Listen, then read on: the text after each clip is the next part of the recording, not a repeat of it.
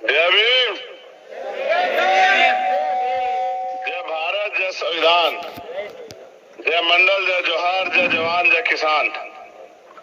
प्यारे भाइयों, बहनों, माओ, बच्चों और मेरे जिम्मेदार साथियों, आप जानते हैं कि राजस्थान से मेरा प्यार किससे छिपा हुआ नहीं।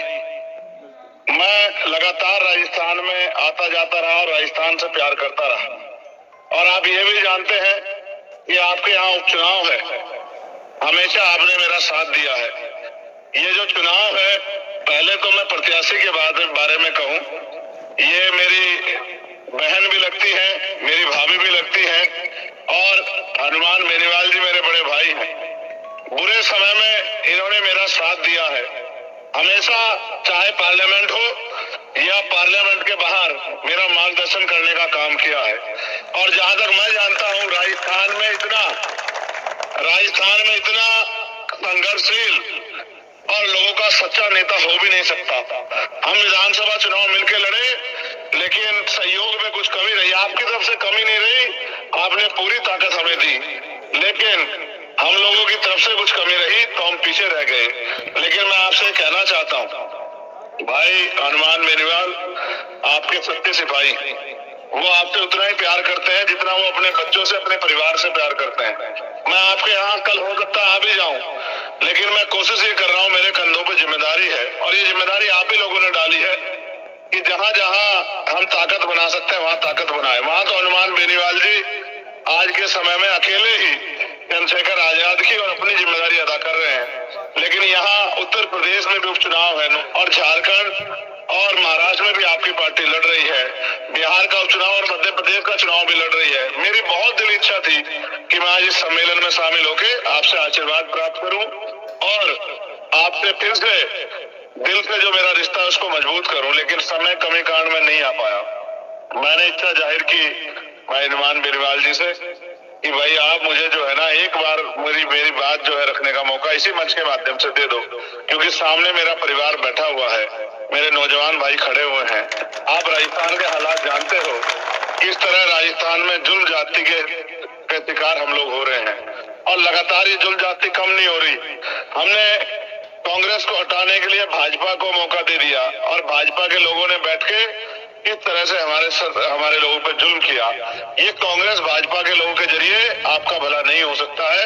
ये तो वहाँ जो एक नेता परंपरा हनुमान बेनीवाल के रूप में, जो जिसके नेतृत्व में किसान, मजदूर, कमेरिया, गरीब, नौजवान, तमाम दलित, पिछड़ों, आदिवासियों, तमाम लोगों की लड़ाई लड़ी जा रही है, उसको भी ये कमजोर करना चाहते हैं।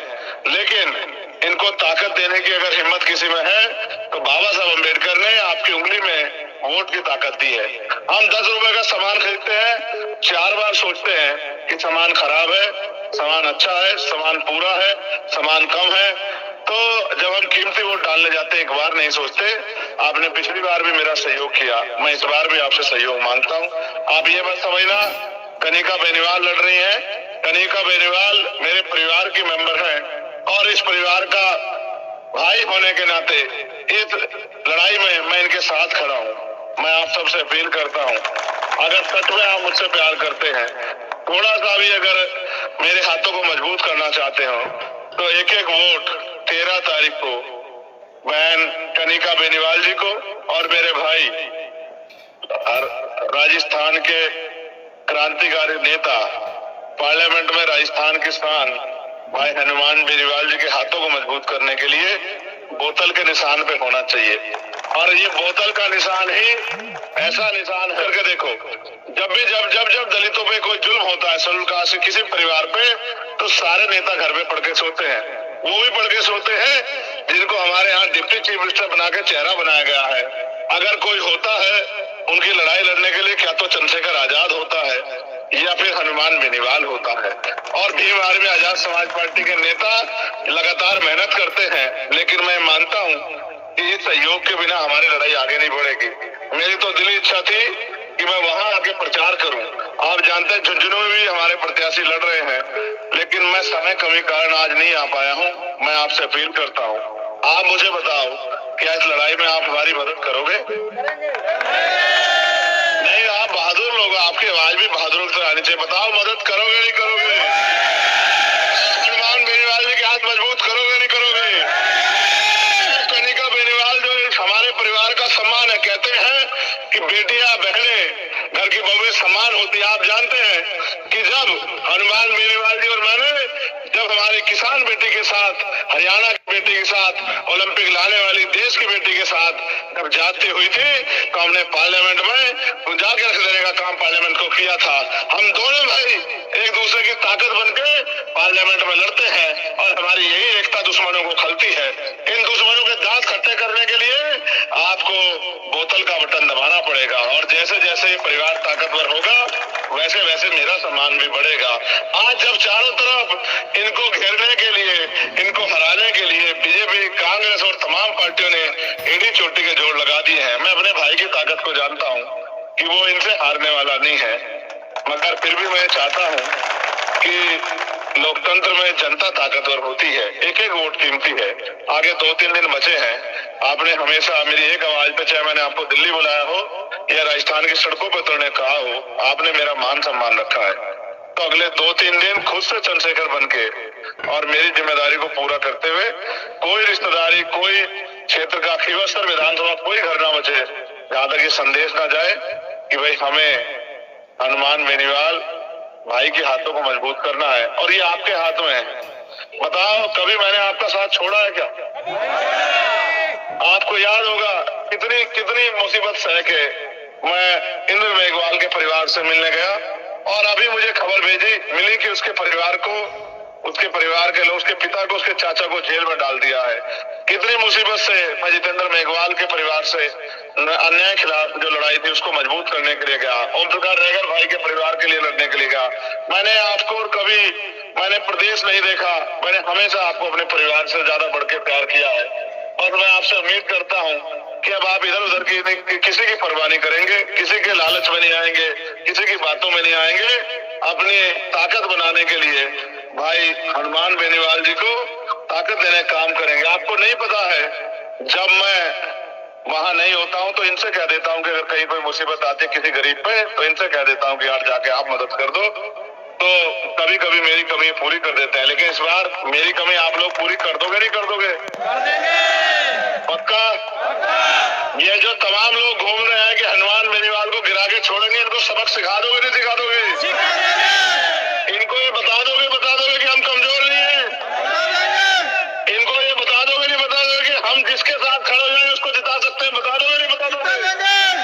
फिर बहादुर शेरों, मेरे बहादुर योद्धाओं, कल से लग जाओ, आज से लग जाओ, और एक एक वोट को बहन कनिका बेनीवाल को बोतल के बटन पे जाना चाहिए, और ये सिर्फ जीत के ही आपको सच्चा जो है मेरा प्यार दिखाने का मौका मिलेगा।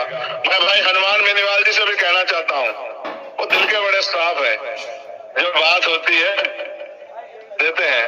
हाँ, गुस्सा बहुत करते, राजनीति में ज्यादा गुस्सा अच्छी बात नहीं है। ये मेरी बात बहुत मानते हैं। मैं पार्लियामेंट में भी इनको कभी ना कभी किसी ना किसी मुद्दे पे कहता रहता हूँ कि भाई हमें इस तरह से लड़ाई लड़नी है, लेकिन हमें प्यार बहुत है, और इस प्यार का असली ताकत आप लोग 13 तारीख को बोतल का बटन दबा के बना देना। और मैं हनुमान बेनीवाल जी से कहना चाहता हूँ, और बहन कनिका बेनीवाल जी से भी, कि ये लोग आपसे बहुत प्यार करते हैं। आप जिस तरह से आपने इनकी लड़ाई लड़ी है, ये प्यार सहयोग इनके साथ रखना। ये जिसके साथ खड़े हो जाते हैं, ये आदमी का दिल देखते हैं, ये आदमी की वैल्यू नहीं देखते कि वो कितने बड़े बंगले वाला है, कितनी बड़ी गाड़ी वाला है, कितनी बड़ी कोठी वाला है, नहीं देखते। अगर ऐसा देखते तो मुझ जैसे गरीब का साथ नहीं देते। ये तो दिल देखते हैं। आपके दिलों में इनके प्रति प्यार रहना चाहिए। ये आपको इतनी ताकत देंगे राजस्थान में जिसकी कल्पना भी आप लोग नहीं कर सकते हैं। मैं आप सबका धन्यवाद देता हूँ, और भाई हनुमान जी बेनीवाल जी से ये आग्रह करता हूँ कि वो ऐसा ही प्यार इनका बना कर रखें। आपने मुझे सुना, मैं आपका धन्यवाद करता। आपका भाई, आपका बेटा, आपका दोस्त, आपका सिपाही, आपका छोटा सा कार्यकर्ता चंद्रशेखर आजाद, उन्हें आपसे अपील करता हूँ, मान सम्मान की रक्षा वोट की ताकत से करना। बहुत बहुत धन्यवाद। जय भीम, जय भीम।